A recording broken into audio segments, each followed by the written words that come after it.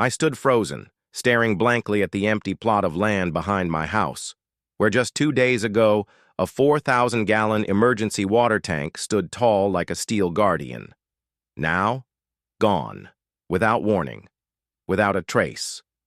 Like HOA common sense at a board meeting, vanished without a hint. Ash floated in the air. The sky was gray, thick with the stench of smoke. Across the hillside, the wildfire crackled like some monster breathing down our necks. Trees bent and screamed in the hot wind. Or maybe that was me straining not to curse out loud. Where's the water tank? This is my story. About an emergency water tank. An HOA president obsessed with controlling everything and a wildfire that nearly incinerated Ridge Meadows. I had never seen emptiness hurt this much. In front of me was the dry, cracked patch of land behind my house, the spot I had poured time, paperwork, and explanations into just to install that 4,000-gallon fire tank. It wasn't just a water tank. It was what I believed could save this entire neighborhood from turning into ashes if the wildfire ever rolled down the hillside behind us, and now it is gone. No warning, no tracks, not even a tire mark left behind.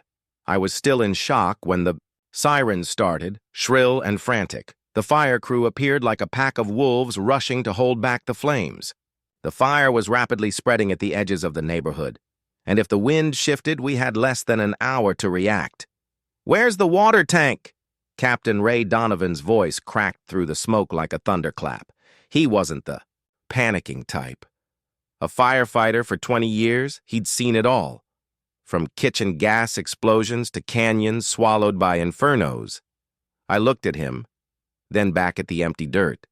Sweat mixed with soot ran down my neck. "HOA hauled it away," I said. Each word dropping like a stone into my gut, he froze. "What?" Ray asked, disbelief written across his face. Exactly what it sounds like. 2 mornings ago, they hired a company to come in, quietly hooked it up, and hauled it off. No notice, no questions asked. His face shifted from shock to fury. The same way mine had when I replayed the security footage and saw a white tow truck roll in, latch onto the tank like it was an illegally parked car. "You're telling me this was an approved water tank? I have all the permits on file." I nodded tightly. "Approved by the county's emergency fire prevention program. I even volunteered to maintain it." Ray gritted his teeth, tilting his head back to glare at the black smoke curling into the sky above the neighborhood like a starving dragon. Perfect. Just perfect. He didn't need to say more. I got it. In this situation, when city water could cut off or lose pressure, my tank was Plan B. The place where they could rapidly refill mobile engines or set up a temporary pump station. And now, a few folks from the HOA, led by Marjorie Baxter, the neighborhood's self-proclaimed aesthetic queen who thought she had the right to judge the height of everyone's hedges, had decided the tank didn't fit the community landscape. I clenched my fists. The wind whipped hot, acrid smoke past us. Helicopters buzzed overhead, and on the horizon you could already see the hellish glow of the approaching flames. It was laughable. I had spent weeks filing the paperwork, drawing up the plans. I had even shown my neighbors, and everyone had supported it. They knew I was a part-time firefighter. They knew I wasn't the kind of guy to just throw junk in my backyard. But then Marjorie saw it, and all my effort, all my belief in community spirit was crushed under one smug sentence. It lowers property values, while the entire neighborhood could be turned into charcoal. Ray clapped a hand on my shoulder. "We'll find another solution," he said, then turned to order his crew to start opening up the main water lines from the treatment. Plant downhill, a much slower, riskier process, and by the time they got enough pressure, the flames could already be licking our back fences. I didn't answer. I just stared at the empty patch of dirt again. Once it was hope. Now it was a smoking monument to the disaster known as the HOA, the Hall of Obsessive Aesthetics. And I swore to myself, If this neighborhood survived, I wasn't going to let this get buried and forgotten. 2 weeks before the fire slithered down the hillside, I already knew this was coming.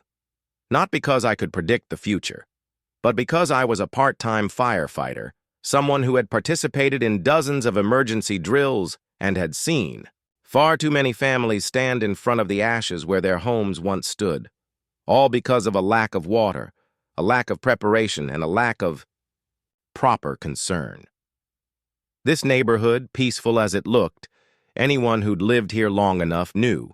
Just a few miles away was dry forest land that hadn't seen a drop of rain in 3 months.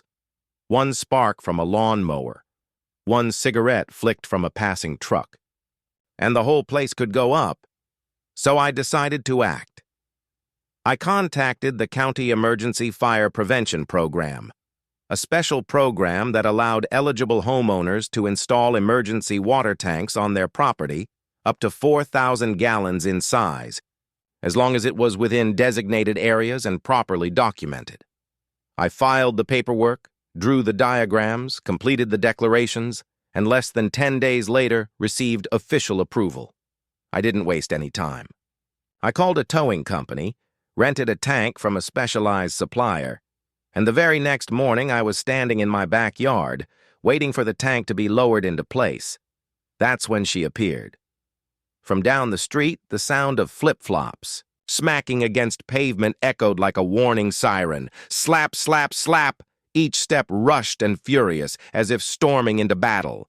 And just as I guessed, the person who emerged from the alley was none other than Marjorie Baxter, the HOA president, a woman nicknamed the Margaret Thatcher of Ridge Meadows.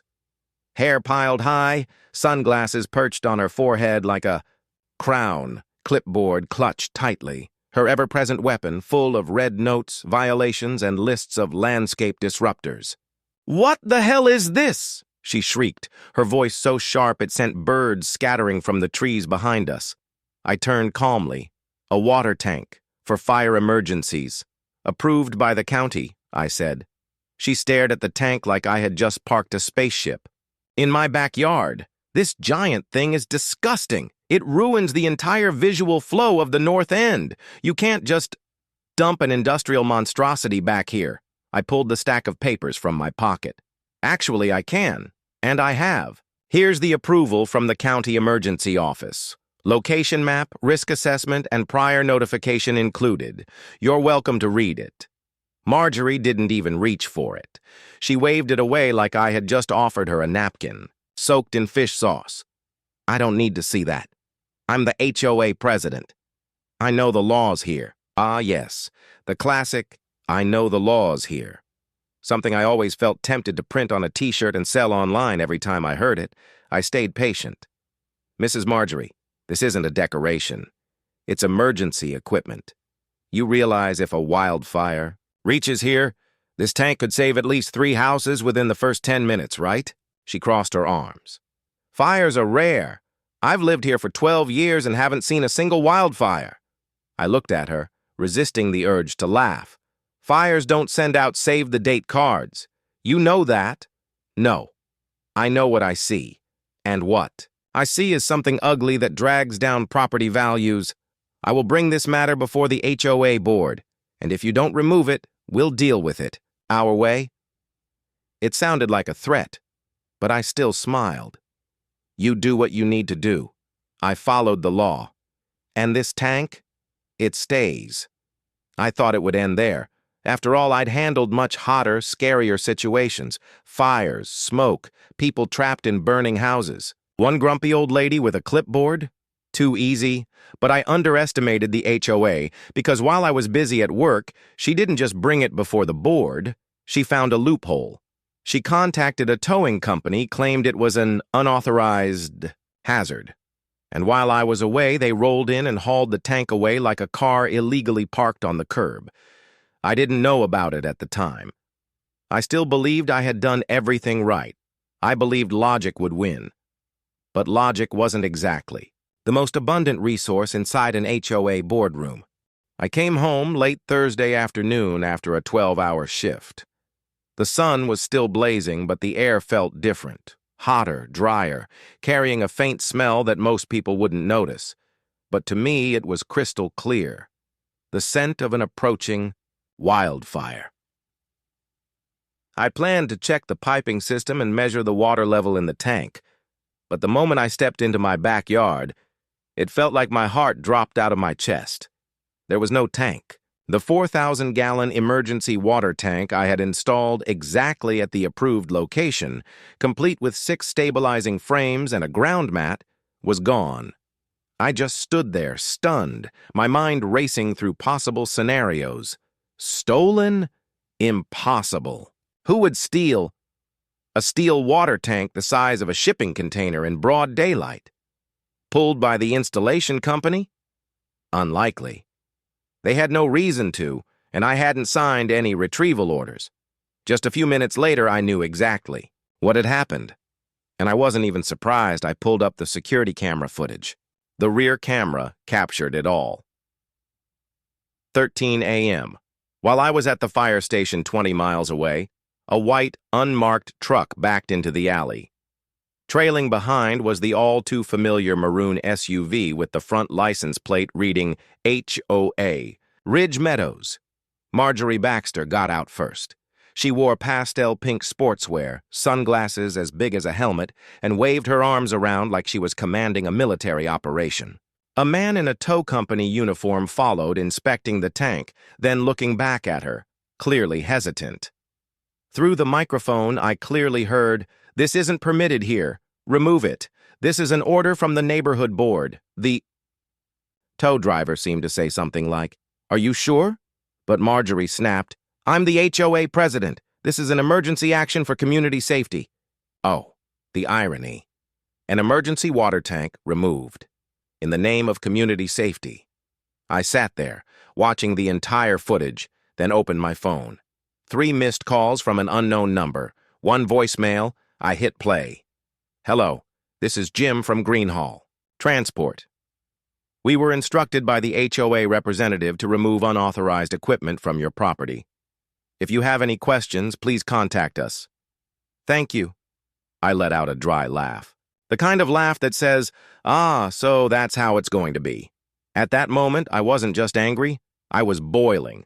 Not just because they hauled away the tank, but because they blatantly ignored all regulations and the safety of the entire community, just to protect one thing, their sense of control.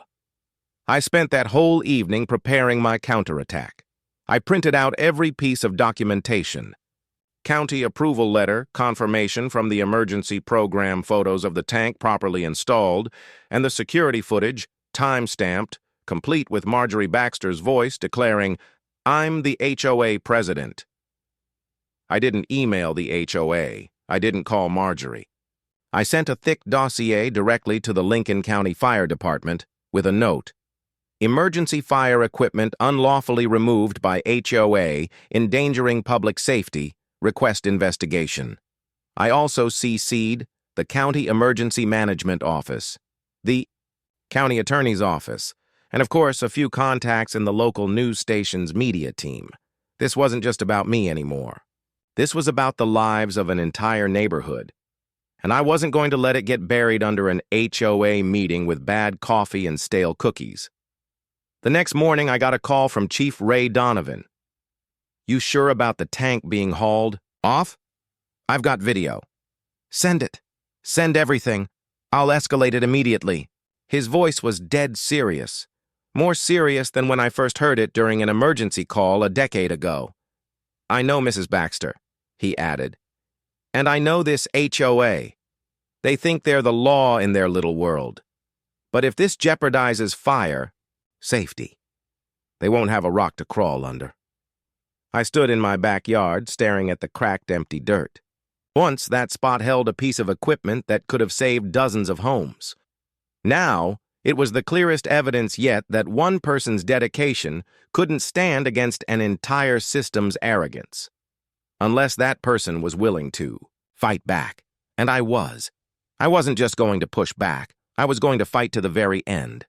That evening, the wind suddenly died down.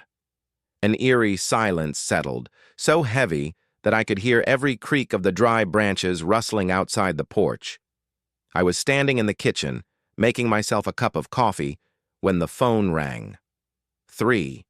Short rings, a special alert I had set for the local fire crew. I picked up, and just from the first 3 words, I knew. Wildfire, West Side. The fire had erupted from the national park area a few miles away.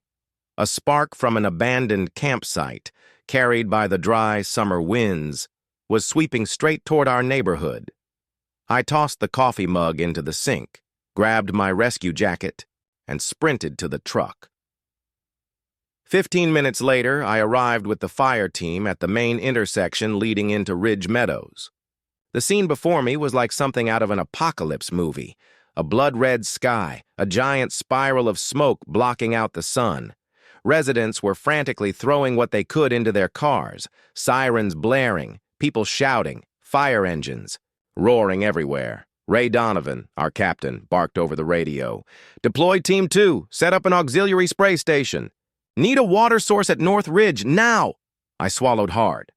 The North Ridge point was right behind my house, exactly where the 4,000-gallon water tank had stood, until the HOA hauled it away. We got there in minutes. I jumped out of the truck, hose coupling in hand, and sprinted around to the backyard. But before me was just scorched, smoldering dirt. No water tank, no auxiliary station. Nothing but cracked earth and dust. Ray Donovan rushed up behind me, scanning the area, then locked eyes with me. "Where is it?" he bellowed, nearly in disbelief. I clenched my fists. "The HOA removed it," I said. He staggered back a step as if I had punched him square in the gut. His face shifted from furious red to ashen white, a wave of pure rage flashing through his eyes. Without the backup tank, we had no choice but to run fire hoses stretched from the main water source, almost 800 meters away. That delay could easily cost the chance to save 4 or 5 homes. As the fire crew frantically deployed the hoses, I stepped back and looked toward the neighborhood. The houses I'd known for years, the neighbors I'd grilled hot dogs with on the 4th of July, all now threatened because of one foolish decision by the HOA. And then, as if fate was putting on a bitter show, who appeared amid the panicked crowd? Marjorie Baxter, the HOA president, clutching a Louis Vuitton bag, wearing a hot pink tracksuit that stood out like a ball of cotton candy. She rushed over, lips trembling. "What's going on? Why aren't they spraying the fence by my house?" Turned and looked her straight in the eyes. "Because the auxiliary water tank was removed by the HOA. Remember, Marjorie?" Her eyes widened, blinking rapidly, searching for an answer, but none came. No clipboard could save her now. No aesthetic regulation could fend off a real wildfire. It took nearly 45 minutes to get the first flow of water from the main source to the auxiliary point.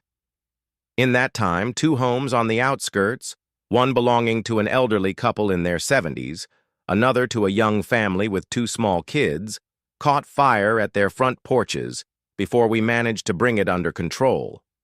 Fortunately, thanks to relentless efforts, we managed to extinguish the fire before it spiraled out of control, but the damage was done.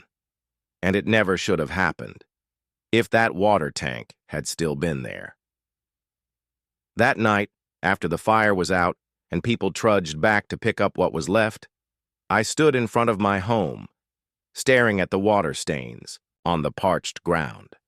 Marjorie passed by, avoiding my gaze, her face frozen like stone. I didn't shout. I didn't need to. The silence now was heavier than any accusation, because deep down, she knew. It was her arrogance, her blind obsession with aesthetics, her abuse of HOA authority that had nearly destroyed this neighborhood. And this was only the beginning. At dawn the next morning, I was already standing inside the county attorney's office. In my hand was a thick, neatly stapled file, the valid permit from the Emergency Fire Prevention Program, photos showing the water tank installed properly. Security, camera footage capturing the tow truck removing the tank, an audio recording of Marjorie Baxter declaring herself president of the HOA, and ordering the removal. I placed the entire stack of evidence on the official's desk and said just one sentence. I am requesting an investigation into obstruction of firefighting efforts by the Ridge Meadows HOA. No embellishment, no beating around the bush. Within just 2 hours, the county office issued an urgent memo demanding a full explanation from the Ridge Meadows HOA. They also ordered a temporary suspension of any HOA decisions related to community property until the investigation concluded. Marjorie Baxter and her HOA council, those who thought they ruled our little neighborhood like kings and queens, were, for the first time, dragged down to face real law. But I didn't stop there. That afternoon, I sent the entire file, including the videos and photos, to an old friend, now a reporter at the local news station. The article hit the airwaves within 24 hours, with a headline dripping with sarcasm, "Firefighting water tank removed by HOA, residents left facing wildfire threat for neighborhood aesthetics." The story spread like wildfire. Comments exploded. "I can't believe an HOA could be this stupid. Aesthetics won't matter when the whole neighborhood's ashes. This HOA president needs to be fired immediately." The story even made it to Reddit under /Fuck HOA and quickly shot up to the trending top posts of the day. 3 days later, an emergency residence meeting was held at the Ridge Meadows Community Hall.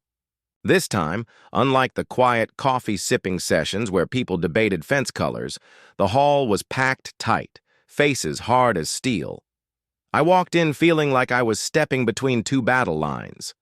On one side were furious residents, realizing how close they had come to losing their homes because of a stupid decision. On the other side, Marjorie Baxter and a few remaining loyal HOA board members, pale, lips tightly pressed, clinging to their folders like life preservers. The meeting began by inviting me to speak. I stepped up to the podium, looked straight into the crowd. "I'm not here to argue. I'm not here to tear anyone down. I just have one question for everyone sitting in this room. Between aesthetics and the lives of your family, which would you choose?" The room fell completely silent. I pulled out my phone and played the video of Marjorie ordering the tank removed. Her voice. "I'm the HOA president. I order the removal," echoed across the hall. A few people whispered. Some shook their heads. Many glared straight at Marjorie. When it was her turn to speak, Marjorie stood, voice trembling. "I only did what I thought was best for our property values. I didn't expect a real wildfire. I apologize if my decision caused any misunderstanding." I almost laughed. If this were a comedy movie, the crowd would be booing and throwing popcorn. But this was real life. And this time, no one was laughing. An old man sitting in the front row, I think it was Mr. Pete who lives on the corner, stood up, gripping his cane tightly. "My house almost burned down because you cared more about how the neighborhood looks."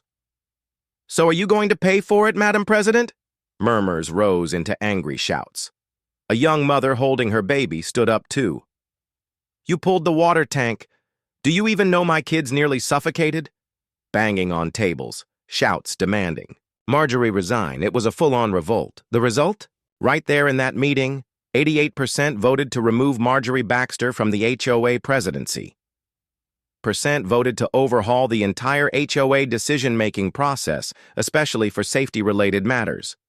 A formal petition was sent to the county requesting an audit of Ridge Meadows HOA's operations over the past 5 years. And Marjorie Baxter? She left the hall in silence, her face ashen, and I caught a glimpse of her outside the parking lot, screaming into the void. "I was only trying to do what's best." "Yeah, and we almost needed a mass grave to thank you for it." That night, I returned, home exhausted but relieved. I knew there was still a lot to do. Bringing back the water tank, helping neighbors rebuild, coordinating with the fire department to prepare for the next wildfire season. But at least Ridge Meadows now had a fresh start, a beginning no one would forget. Safety should never be sacrificed for so-called neighborhood aesthetics. 3 days after the recall meeting, Ridge Meadows had never been this lively. Not because of the usual BBQs or summer festivals, but because of heated discussions among the residents. For the first time in years, people were actually talking about what truly mattered to this community. And most importantly, they had finally woken up.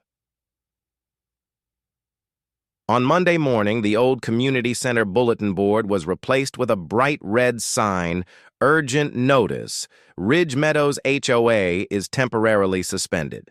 A provisional committee will govern the neighborhood until new elections are held." Priority number 1, wildfire safety and emergency preparedness. I stood there staring at the words, feeling a strange sensation stirring inside me. Not simple happiness, not exactly a victory either. But hope, something that had seemed extinct in this neighborhood for a long time. The Provisional Committee, which later jokingly called itself the Correction Committee, had a very clear priority list. Immediately reinstall the fire. Fighting water tank behind my house, this time with a giant sign reading, "Emergency property, do not remove." Work with the fire department to install 2 additional auxiliary water stations around the neighborhood. Develop a strict safety approval process that not even future HOAs could override. Organize free wildfire preparedness training for all residents. No more meetings about grass height regulations or garage door paint colors. From now on, every meeting focused on how to make Ridge Meadows safer and stronger. I was invited to join the Provisional Committee, in charge of emergency management. I didn't even hesitate. I accepted immediately. At our very first meeting, I said just one thing. We paid dearly for this lesson. The issue isn't about having an HOA or not. The issue is that an HOA must serve the community, not control it. The entire room nodded. No one argued, no one made excuses, no clipboards, no flip-flops clacking across the floor, just real. People wanting real change. The water tank was reinstalled within just 48 hours, but this time it wasn't just me dragging it back in. More than 20 neighbors showed up. Some helped level the foundation, some connected pipes, some installed shut-off valves. Mr. Pete, the old man with the cane who had publicly chewed out Marjorie during the meeting, personally painted words across the tank. The hope of Ridge Meadows. I looked at that phrase and chuckled quietly.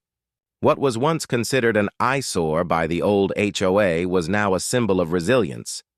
Meanwhile, Marjorie Baxter, she vanished almost immediately. Word was she sold her house and moved in with her daughter in another state, fleeing the judgmental stares and the media storm that had engulfed the local news. No one bothered to see her off.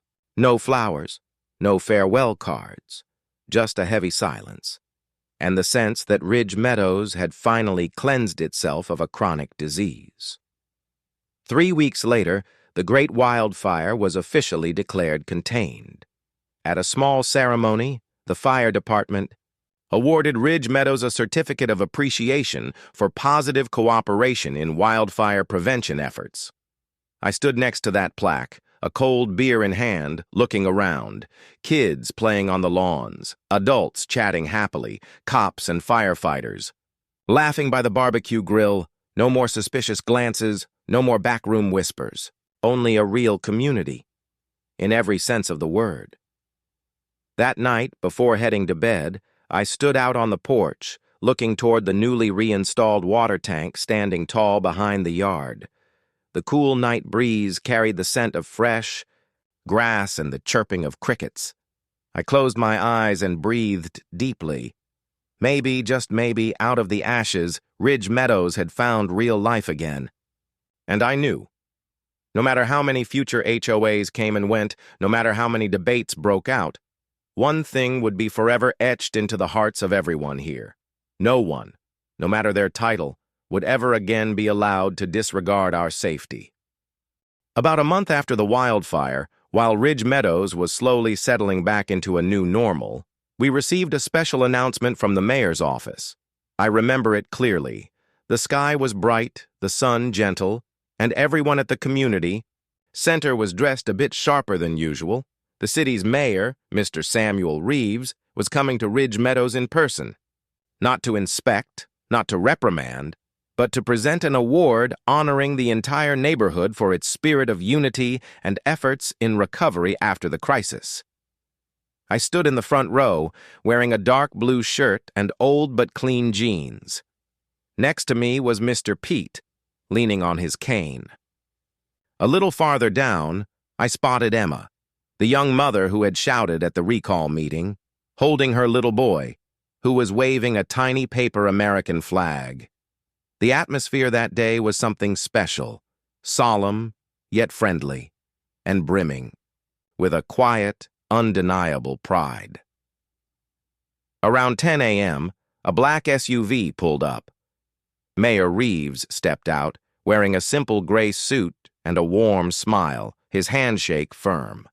Unlike the slick politicians you often see, Mayor Reeves had the manner of a former electrician. Practical, straightforward, no fluff. He shook my hand first. "You're the man who got the permit for the water tank, right?" he asked. I nodded. "Yes, sir." "Thank you. You and this community didn't just save houses. You saved the spirit of unity that's fading fast in today's world." Didn't know what to say.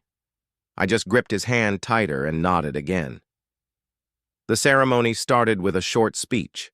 The mayor stood at the podium, his voice carrying across the hall. "Today, I'm not just here to hand out an award. I'm here to remind us all. In the hardest moments, it's the small actions, a water tank, a timely stand, that can save an entire community. Ridge Meadows isn't just a story about fire and ashes. Ridge Meadows is a story of courage, of responsibility, of putting human lives above petty concerns." No one in the room moved. Everyone listened silently, many with misty eyes. After his speech, Mayor Reeves presented the Provisional Committee with a framed certificate that read, "In recognition of outstanding courage and community spirit in wildfire, prevention and recovery at Ridge Meadows." My name, along with more than 20 other residents, was etched in gold on that plaque. It was a moment I would never forget. But the biggest surprise wasn't over yet. Mayor Reeves continued. "And finally, with the full support of the City Council, we are awarding Ridge Meadows a special grant, $300,000, to enhance wildfire protection systems and rebuild emergency infrastructure." The whole hall erupted in cheers and applause. 300,000, an amount Ridge Meadows could only have dreamed of during those sad little fundraising meetings before. The funds would be used to purchase additional small auxiliary water tanks throughout the neighborhood, upgrade the automatic emergency alert system, build a small community evacuation center at the hall, and most importantly, not a single dollar would be wasted on beautifying fences or garage door color guidelines. That evening, Ridge Meadows threw a small outdoor celebration. Laughter echoed down the streets, string lights twinkled overhead, and the smell of barbecue drifted on the cool breeze. No one talked about the old HOA anymore. No one worried about ugly water tanks. Instead, people talked about new plans. A neighborhood volunteer wildfire brigade, a community first aid training course, a fall festival to thank the firefighters. I sat on a wooden bench, a cold beer in hand, watching the kids race around the new water tanks.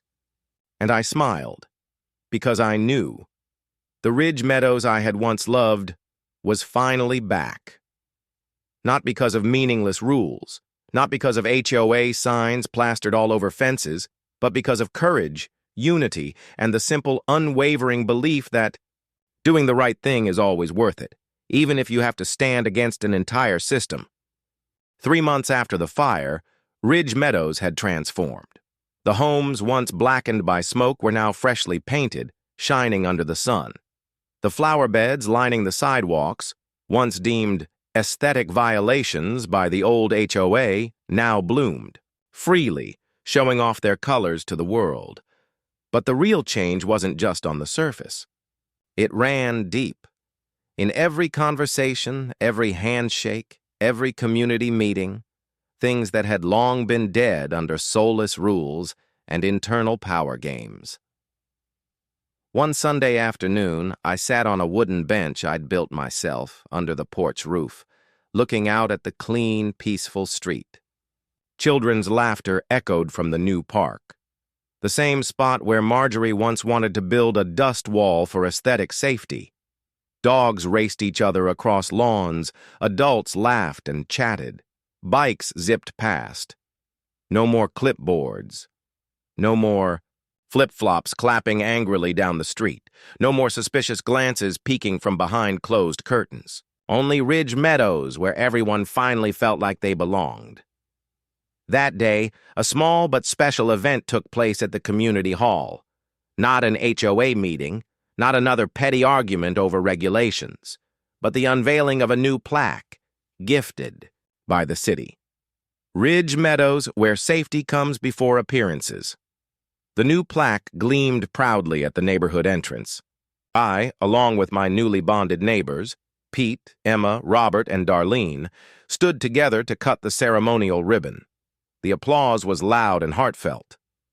The ceremony ended with a simple speech.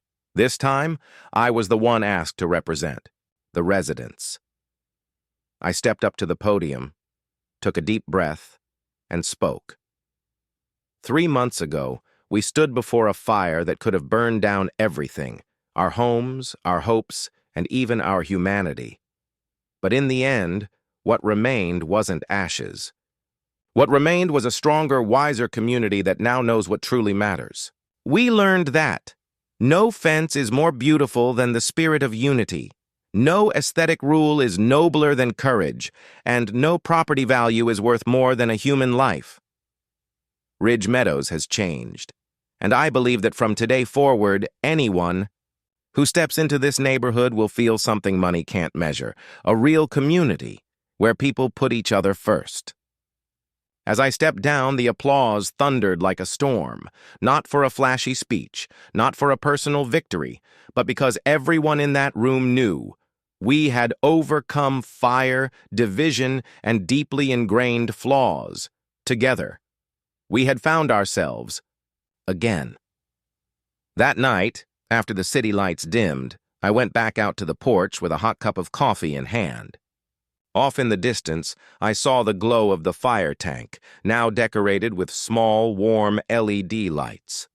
A symbol, no longer labeled a monstrosity or an aesthetic disaster, but honored as a beacon of faith and awakening. I wondered, if I hadn't stood my ground that day, if I had caved to the HOA's ridiculous pressure, would Ridge Meadows even exist today as it does? Probably not. And that was the final, greatest lesson we all learned. Sometimes, to protect what's right, you have to be willing to stand against an entire broken system. Sometimes something as simple as defending a water tank can be enough to save an entire community. And sometimes, it's in the darkest moments that we find the truest light of courage. Ridge Meadows had changed, and so had I. No longer the man quietly working behind the scenes.